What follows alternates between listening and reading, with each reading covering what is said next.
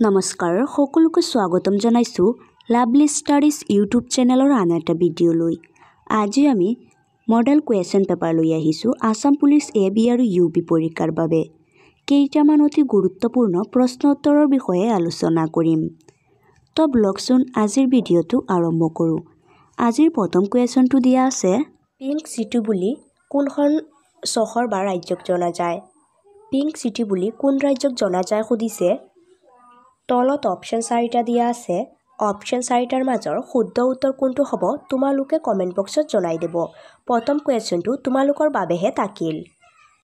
Next question অৰ্থাৎ 2 number কুৱেশ্যনটো সুধিছে, ভাৰত ৰত্ন লাভ কৰা প্ৰথমজন ভাৰতীয় কোন? ভাৰত ৰত্ন লাভ কৰা প্ৰথমজন ভাৰতীয় কোন আছিল সুধিছে। তলত অপশ্যন 4টা দিয়া আছে। অপশ্যন 4টাৰ মাজৰ শুদ্ধ উত্তৰটো হৈছে অপশ্যন বি সৰ্বপল্লী ৰাধাকৃষ্ণ। ভাৰত ৰত্ন লাভ কৰা প্ৰথমজন ভাৰতীয় আছিল doctor Sarvepalli Radhakrishna. Next question অৰ্থাৎ 3 নম্বৰ কুৱেশ্যনটো সুধিছে, হৰ্ণবিল উৎসৱ ক'ত অনুষ্ঠিত হয়? হৰ্ণবিল উৎসৱ কোন ৰাজ্যত অনুষ্ঠিত হয় সুধিছে। তলত অপশ্যন 4টা দিয়া আছে। অপশ্যন 4টাৰ মাজৰ শুদ্ধ উত্তৰটো হৈছে অপশ্যন ডি নাগালেণ্ড। হৰ্ণবিল উৎসৱ নাগালেণ্ড ৰাজ্যত অনুষ্ঠিত হয়। নেক্সট কুৱেশ্যন অৰ্থাৎ 4 নম্বৰ কুৱেশ্যনটো সুধিছে, ওড়িশী নৃত্য কোন ৰাজ্যৰ? ওড়িশী লোকনৃত্য কোন ৰাজ্যৰ সুধিছে। তলত অপশ্যন 4টা দিয়া আছে। অপশ্যন 4টাৰ মাজৰ শুদ্ধ উত্তৰটো হ'ব অপশ্যন বি উৰিষ্যা। ওড়িশী নৃত্য উৰিষ্যা ৰাজ্যৰ পৰম্পৰাগত উৎসৱ। নেক্সট কুৱেশ্যন অৰ্থাৎ 5 নম্বৰ কুৱেশ্যনটো সুধিছে, ভলীবল খেলত প্ৰতিটো দলতে কেইজনকৈ খেলুৱৈ থাকে? ভলীবল খেলত এটা দলত কেইজনকৈ খেলুৱৈ থাকে সুধিছে। তলত অপশ্যন 4টা দিয়া আছে। অপশ্যন 4টাৰ মাজৰ শুদ্ধ উত্তৰটো হৈছে অপশ্যন ডি 6জন। ভলীবল খেলত এটা দলতে 6জনকৈ খেলুৱৈ থাকে। নেক্সট কুৱেশ্যন অৰ্থাৎ 6 নম্বৰ কুৱেশ্যনটো সুধিছে, বিশ্ব বেংকৰ মুখ্য কাৰ্যালয় ক'ত অৱস্থিত? বিশ্ব বেংকৰ মুখ্য কাৰ্যালয় ক'ত অৱস্থিত সুধিছে। তলত অপশ্যন 4টা দিয়া আছে। অপশ্যন 4টাৰ মাজৰ শুদ্ধ উত্তৰটো হৈছে অপশ্যন বি ৱাশ্বিংটন। বিশ্ব বেংকৰ মুখ্য কাৰ্যালয় ৱাশ্বিংটনত অৱস্থিত। নেক্সট কুৱেশ্যন অৰ্থাৎ 7 নম্বৰ কুৱেশ্যনটো সুধিছে, অৰ্থনীতিৰ পিতৃপুৰুষ বুলি কাক কোৱা হয়? অৰ্থনীতিৰ পিতৃপুৰুষ বুলি কাক কোৱা হয় সুধিছে। তলত অপশ্যন 4টা দিয়া আছে। অপশ্যন 4টাৰ মাজৰ শুদ্ধ উত্তৰটো হ'ব অপশ্যন চি আদাম মিশ্ৰ। অৰ্থনীতিৰ পিতৃপুৰুষ বুলি আদাম মিশ্ৰক কোৱা হয়। নেক্সট কুৱেশ্যন অৰ্থাৎ 8 নম্বৰ কুৱেশ্যনটো সুধিছে, ভাৰতৰ নীতি আয়োগ কেতিয়া গঠন হয়? ভাৰতৰ নীতি আয়োগ কেতিয়া গঠন হয় সুধিছে। তলত অপশ্যন 4টা দিয়া আছে। অপশ্যন 4টাৰ মাজৰ শুদ্ধ উত্তৰটো হৈছে অপশ্যন এ 2015 চনত। ভাৰতৰ নীতি আয়োগ 2015 চনত গঠন হয়। নেক্সট কুৱেশ্যন অৰ্থাৎ 9 নম্বৰ কুৱেশ্যনটো সুধিছে, তলৰ কোনজনক এছিয়াৰ পোহৰ বুলি কোৱা হয়? তলৰ কোনজন ব্যক্তিক এছিয়াৰ পোহৰ বুলি কোৱা হয় সুধিছে। তলত অপশ্যন 4টা দিয়া আছে। অপশ্যন 4টাৰ মাজৰ শুদ্ধ উত্তৰটো হ'ব অপশ্যন এ বৌদ্ধ। বৌদ্ধক এছিয়াৰ পোহৰ বুলি কোৱা হয়। নেক্সট কুৱেশ্যন অৰ্থাৎ 10 নম্বৰ কুৱেশ্যনটো সুধিছে, ব্ৰহ্মপুত্ৰৰ আটাইতকৈ ডাঙৰ উপনৈ কোনখন? ব্ৰহ্মপুত্ৰৰ আটাইতকৈ ডাঙৰ উপনৈ কোনখন সুধিছে। তলত অপশ্যন 4টা দিয়া আছে। অপশ্যন 4টাৰ মাজৰ শুদ্ধ উত্তৰটো হৈছে অপশ্যন ডি সোৱণশিৰি। ব্ৰহ্মপুত্ৰৰ আটাইতকৈ ডাঙৰ উপনৈ হৈছে সোৱণশিৰি। নেক্সট কুৱেশ্যন অৰ্থাৎ 11 নম্বৰ কুৱেশ্যনটো সুধিছে, তলৰ কোনজন ৰজাক লৰা ৰজা নামেৰে জনা যায়? তলৰ কোনজন ৰজাক লৰা ৰজা নামেৰে জনা যায় সুধিছে। তলত অপশ্যন 4টা দিয়া আছে। অপশ্যন 4টাৰ মাজৰ শুদ্ধ উত্তৰটো হৈছে অপশ্যন চি চুলিকফা। চুলিকফা ৰজাক লৰা ৰজা নামেৰে জনা যায়। নেক্সট কুৱেশ্যন অৰ্থাৎ 12 নম্বৰ কুৱেশ্যনটো সুধিছে, তলৰ কোনখন ৰাজ্যৰ সৈতে অসমে সীমা ভাগ নকৰে? কোনখন ৰাজ্যৰ সৈতে অসমে সীমা ভাগ-বতৰা নকৰে সুধিছে। তলত অপশ্যন 4টা দিয়া আছে। অপশ্যন 4টাৰ মাজৰ শুদ্ধ উত্তৰটো হৈছে অপশ্যন চি ছিকিম। অসমে ছিকিম ৰাজ্যৰ সৈতে সীমা ভাগ-বতৰা নকৰে। নেক্সট কুৱেশ্যন অৰ্থাৎ 13 নম্বৰ কুৱেশ্যনটো সুধিছে অসম কেতিয়া বংগৰ পৰা পৃথক হৈছিল? অসম কেতিয়া বংগৰ পৰা পৃথক হৈছিল সুধিছে। তলত অপশ্যন 4টা দিয়া আছে। অপশ্যন 4টাৰ মাজৰ শুদ্ধ উত্তৰটো হৈছে অপশ্যন বি 1874 চনত। অসম 1874 চনত বংগৰ পৰা পৃথক হৈছিল। নেক্সট কুৱেশ্যন অৰ্থাৎ 14 নম্বৰ কুৱেশ্যনটো সুধিছে কিমান চনত অসমৰ ৰাজধানী শ্বিলঙৰ পৰা দিছপুৰলৈ স্থানান্তৰ কৰা হৈছিল? কিমান চনত অসমৰ ৰাজধানী শ্বিলঙৰ পৰা দিছপুৰলৈ স্থানান্তৰিত কৰা হৈছিল সুধিছে। তলত অপশ্যন 4টা দিয়া আছে। অপশ্যন 4টাৰ মাজৰ শুদ্ধ উত্তৰটো হৈছে অপশ্যন এ 1973 চনত। 1973 চনত অসমৰ ৰাজধানী শ্বিলঙৰ পৰা দিছপুৰলৈ স্থানান্তৰিত কৰা হৈছিল। নেক্সট কুৱেশ্যন অৰ্থাৎ 15 নম্বৰ কুৱেশ্যনটো সুধিছে ইয়াণ্ডাবু সন্ধি কিমান চনত স্বাক্ষৰিত হৈছিল? ইয়াণ্ডাবু সন্ধি কিমান চনত স্বাক্ষৰিত হৈছিল সুধিছে। তলত অপশ্যন 4টা দিয়া আছে। অপশ্যন 4টাৰ মাজৰ শুদ্ধ উত্তৰটো হৈছে অপশ্যন এ 1826 চনত। ইয়াণ্ডাবু সন্ধি 1826 চনত স্বাক্ষৰিত হৈছিল। নেক্সট কুৱেশ্যন অৰ্থাৎ 16 নম্বৰ কুৱেশ্যনটো সুধিছে অসম বিধানসভাৰ মুঠ আসন কেইখন? অসম বিধানসভাৰ মুঠ আসন কেইখন সুধিছে। তলত অপশ্যন 4টা দিয়া আছে। অপশ্যন 4টাৰ মাজৰ শুদ্ধ উত্তৰটো হৈছে অপশ্যন ডি 126খন। অসম বিধানসভাৰ মুঠ আসন 126খন।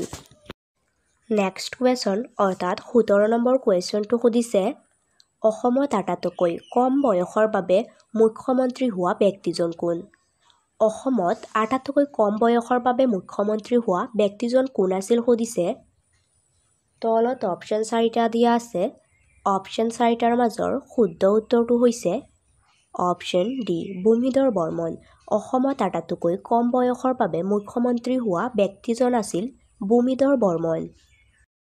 নেক্সট কুৱেশ্যন অৰ্থাৎ 18 নম্বৰ কুৱেশ্যনটো সুধিছে অসম বিধানসভাৰ প্ৰথম অধ্যক্ষ কোন আছিল? অসম বিধানসভাৰ প্ৰথম অধ্যক্ষ কোন আছিল সুধিছে। তলত অপশ্যন 4টা দিয়া আছে। অপশ্যন 4টাৰ মাজৰ শুদ্ধ উত্তৰটো হৈছে অপশ্যন চি বসন্ত কুমাৰ দাস। অসম বিধানসভাৰ প্ৰথম অধ্যক্ষ আছিল বসন্ত কুমাৰ দাস। নেক্সট কুৱেশ্যন অৰ্থাৎ 19 নম্বৰ কুৱেশ্যনটো সুধিছে অসম চুক্তি স্বাক্ষৰিত হোৱাৰ সময়ত ভাৰতৰ প্ৰধানমন্ত্ৰী কোন আছিল? অসম চুক্তি স্বাক্ষৰিত হোৱাৰ সময়ত ভাৰতৰ প্ৰধানমন্ত্ৰী কোন আছিল সুধিছে। তলত অপশ্যন 4টা দিয়া আছে। অপশ্যন 4টাৰ মাজৰ শুদ্ধ উত্তৰটো হ'ব অপশ্যন ডি ৰাজীৱ গান্ধী। অসম চুক্তি স্বাক্ষৰিত হোৱাৰ সময়ত ভাৰতৰ প্ৰধানমন্ত্ৰী আছিল ৰাজীৱ গান্ধী। নেক্সট কুৱেশ্যন অৰ্থাৎ লাষ্ট কুৱেশ্যনটো সুধিছে অসম চুক্তি ফলস্বৰূপে গঠন হোৱা অসমৰ তেল শোধনাগাৰটোৰ নাম কি? অসম চুক্তি ফলস্বৰূপে গঠন হোৱা অসমৰ তেল শোধনাগাৰটোৰ নাম কি সুধিছে। তলত অপশ্যন 4টা দিয়া আছে। অপশ্যন 4টাৰ মাজৰ শুদ্ধ উত্তৰটো হৈছে অপশ্যন বি নুমলীগড় শোধনাগাৰ। অসম চুক্তি ফলস্বৰূপে গঠন হোৱা অসমৰ তেল শোধনাগাৰটোৰ নাম আছিল নুমলীগড় শোধনাগাৰ। আহোম ৰজাৰ দিনত মোৱামৰীয়া বিদ্ৰোহ হৈছিল? কোনজন আহোম ৰজাৰ দিনত মোৱামৰীয়া বিদ্ৰোহ হৈছিল সুধিছে। তলত অপশ্যন 4টা দিয়া আছে। অপশ্যন 4টাৰ মাজৰ শুদ্ধ উত্তৰটো হৈছে অপশ্যন বি লক্ষ্মীসিংহ।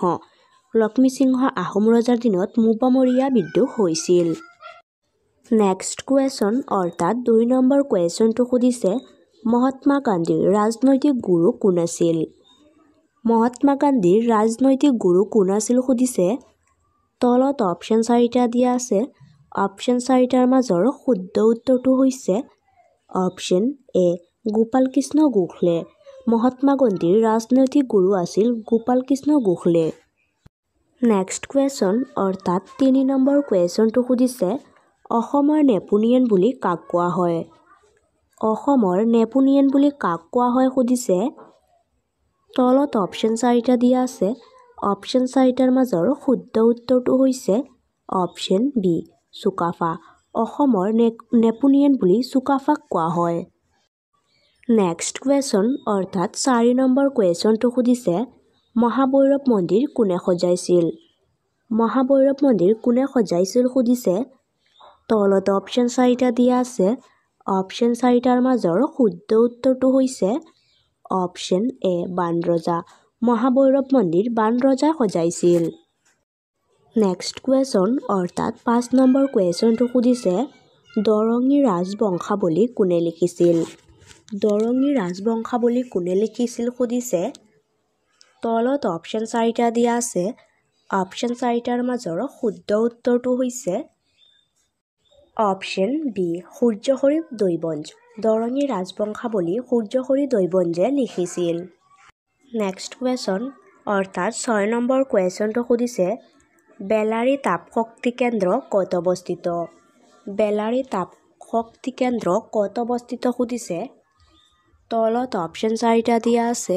অপশ্যন 4টাৰ মাজৰ শুদ্ধ উত্তৰটো হৈছে অপশ্যন এ কৰ্ণাটক। বেলাৰী তাপশক্তি কেন্দ্ৰ কৰ্ণাটকত অৱস্থিত।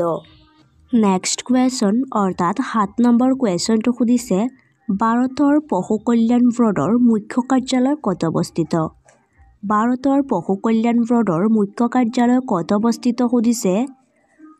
তলত অপশ্যন 4টা দিয়া আছে। অপশ্যন 4টাৰ মাজৰ শুদ্ধ উত্তৰটো হৈছে অপশ্যন চি বল্লভগড়। ভাৰতৰ পশু কল্যাণ বৰ্ডৰ মুখ্য কাৰ্যালয় বল্লভগড়ত অৱস্থিত। নেক্সট কুৱেশ্যন অৰ্থাৎ 8 নম্বৰ কুৱেশ্যনটো সুধিছে ভগৱান গৌতম বুদ্ধৰ জন্মস্থান হৈছে। তলত অপশ্যন 4টা দিয়া আছে। অপশ্যন 4টাৰ মাজৰ শুদ্ধ উত্তৰটো হৈছে অপশ্যন এ লুম্বিনী। ভগৱান গৌতম বুদ্ধৰ জন্মস্থান হৈছে লুম্বিনী। নেক্সট কুৱেশ্যন অৰ্থাৎ 9 নম্বৰ কুৱেশ্যনটো সুধিছে ইণ্ডিকা গ্ৰন্থখন কোনে লিখিছিল? ইণ্ডিকা গ্ৰন্থখন কোনে লিখিছিল সুধিছে। তলত অপশ্যন 4টা দিয়া আছে। অপশ্যন 4টাৰ মাজৰ শুদ্ধ উত্তৰটো হৈছে অপশ্যন বি মেগানেজিছ। ইণ্ডিকা গ্ৰন্থখন মেগানেজে লিখিছিল। নেক্সট কুৱেশ্যন অৰ্থাৎ 10 নম্বৰ কুৱেশ্যনটো সুধিছে কৰম পূজা কোনটো জনগোষ্ঠীয়ে পালন কৰে? কৰম পূজা কোনটো জনগোষ্ঠীয়ে পালন কৰে সুধিছে। তলত অপশ্যন 4টা দিয়া আছে। অপশ্যন 4টাৰ মাজৰ শুদ্ধ উত্তৰটো হৈছে অপশ্যন চি চাহ জনগোষ্ঠীয়ে। কৰম পূজা চাহ জনগোষ্ঠীয়ে পালন কৰে। নেক্সট কুৱেশ্যন অৰ্থাৎ 11 নম্বৰ কুৱেশ্যনটো সুধিছে আদা লেখা দস্তাবেজ গ্ৰন্থখনৰ গ্ৰন্থকাৰ কোন? আদা লেখা দস্তাবেজ গ্ৰন্থখনৰ গ্ৰন্থকাৰ কোন সুধিছে। তলত অপশ্যন 4টা দিয়া আছে। অপশ্যন 4টাৰ মাজৰ শুদ্ধ উত্তৰটো হৈছে অপশ্যন চি মামণি ৰয়ছম গোস্বামী। আদা লেখা দস্তাবেজ গ্ৰন্থখনৰ গ্ৰন্থকাৰ হৈছে মামণি ৰয়ছম গোস্বামী। নেক্সট কুৱেশ্যন অৰ্থাৎ 12 নম্বৰ কুৱেশ্যনটো সুধিছে প্ৰথম অসমীয়া মহিলা আলোচনীখনৰ নাম কি? প্ৰথম অসমীয়া মহিলা আলোচনীখনৰ নাম কি সুধিছে। তলত অপশ্যন 4টা দিয়া আছে। অপশ্যন 4টাৰ মাজৰ শুদ্ধ উত্তৰটো হ'ব অপশ্যন বি গড়জেউতী। প্ৰথম অসমীয়া মহিলা আলোচনীখনৰ নাম হৈছে গড়জেউতী। নেক্সট কুৱেশ্যন অৰ্থাৎ 13 নম্বৰ কুৱেশ্যনটো সুধিছে প্ৰথম অসমীয়া দৈনিক বাতৰি কাকতখনৰ নাম কি? প্ৰথম অসমীয়া দৈনিক বাতৰি কাকতখনৰ নাম কি সুধিছে। তলত অপশ্যন 4টা দিয়া আছে। অপশ্যন 4টাৰ মাজৰ শুদ্ধ উত্তৰটো হৈছে অপশ্যন এ দৈনিক বাতৰি। প্ৰথম অসমীয়া দৈনিক বাতৰি কাকতখনৰ নাম হৈছে দৈনিক বাতৰি। নেক্সট কুৱেশ্যন অৰ্থাৎ 14 নম্বৰ কুৱেশ্যনটো সুধিছে মহাত্মা গান্ধীৰ জন্মদিন কিমান তাৰিখে পালন কৰা হয়? মহাত্মা গান্ধীৰ জন্মদিন কিমান তাৰিখে পালন কৰা হয় সুধিছে। তলত অপশ্যন 4টা দিয়া আছে। অপশ্যন 4টাৰ মাজৰ শুদ্ধ উত্তৰটো হৈছে অপশ্যন ডি 2 অক্টোবৰ। মহাত্মা গান্ধীৰ জন্মদিন 2 অক্টোবৰ তাৰিখে পালন কৰা হয়। নেক্সট কুৱেশ্যন অৰ্থাৎ 15 নম্বৰ কুৱেশ্যনটো সুধিছে বিশ্ব ঐতিহ্য দিৱস কোন তাৰিখে পালন কৰা হয় বিশ্ব ঐতিহ্য দিৱস কোন তাৰিখে পালন কৰা হয় সুধিছে তলত অপশ্যন 4টা দিয়া আছে অপশ্যন 4টাৰ মাজৰ শুদ্ধ উত্তৰটো হৈছে অপশ্যন এ 18 এপ্ৰিল বিশ্ব ঐতিহ্য দিৱস 18 এপ্ৰিল তাৰিখে পালন কৰা হয় নেক্সট কুৱেশ্যন অৰ্থাৎ 16 নম্বৰ কুৱেশ্যনটো সুধিছে ভাৰতৰ পৰিকল্পনা আয়োগৰ অধ্যক্ষ কোন ভাৰতৰ পৰিকল্পনা আয়োগৰ অধ্যক্ষ কোন সুধিছে তলত অপশ্যন 4টা দিয়া আছে অপশ্যন 4টাৰ মাজৰ শুদ্ধ উত্তৰটো হৈছে অপশ্যন সি প্ৰধানমন্ত্ৰী ভাৰতৰ পৰিকল্পনা আয়োগৰ অধ্যক্ষ হৈছে প্ৰধানমন্ত্ৰী নেক্সট কুৱেশ্যন অৰ্থাৎ 17 নম্বৰ কুৱেশ্যনটো সুধিছে অসম বুৰঞ্জীত জলম বঠা বুলি কাক আখ্যা দিয়া হৈছিল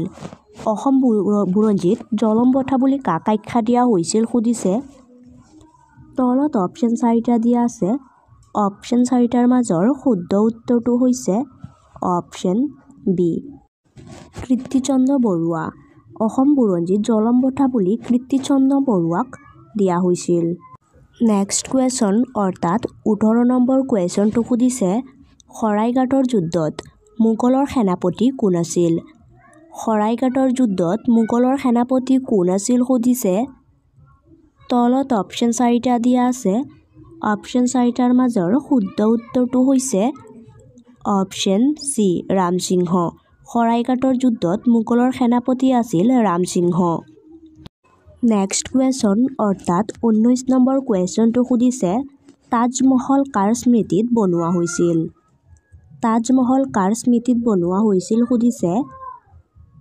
তলত অপশ্যন 4টা দিয়া আছে অপশ্যন 4টাৰ মাজৰ শুদ্ধ উত্তৰটো হৈছে অপশ্যন এ মমতাজ তাজমহল মমতাজৰ স্মৃতিত বনোৱা হৈছিল নেক্সট কুৱেশ্যন অৰ্থাৎ লাষ্ট কুৱেশ্যনটো সুধিছে ভাৰতৰ প্ৰথম কৃত্ৰিম উপগ্ৰহ কি ভাৰতৰ প্ৰথম কৃত্ৰিম উপগ্ৰহ কোনটো সুধিছে তলত অপশ্যন 4টা দিয়া আছে অপশ্যন 4টাৰ মাজৰ শুদ্ধ উত্তৰটো হৈছে অপশ্যন বি আৰ্যভট্ট ভাৰতৰ প্ৰথম কৃত্ৰিম উপগ্ৰহটো হৈছে আৰ্যভট্ট